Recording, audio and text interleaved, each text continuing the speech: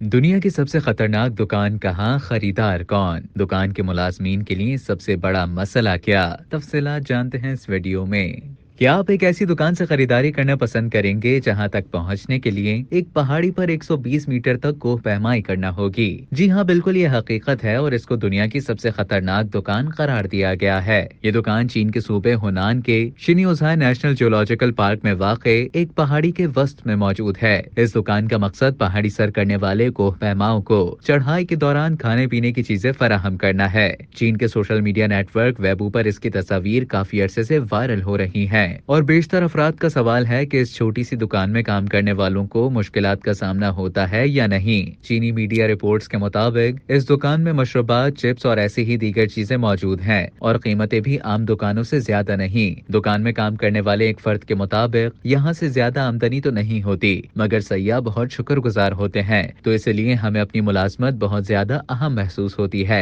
उमूमन दुकान में सुबह से रात तक सिर्फ एक ही फर्द मौजूद होता है और हर सुबह सूरज तुलू होने से कबल सामान को वहां तक पहुंचाया जाता है। एक मुलाजिम ने बताया कि नए मुलाजमीन आगाज में खौफजदा होते हैं, मगर वो बहुत जल्द इस काम के आदी हो जाते हैं। हमारे लिए वाहिद और बड़ा मसला टॉयलेट तक रसाई है, जो नीचे मौजूद है, तो इसके लिए नीचे जाना और फिर ऊपर आना काफी थका देने वाला है।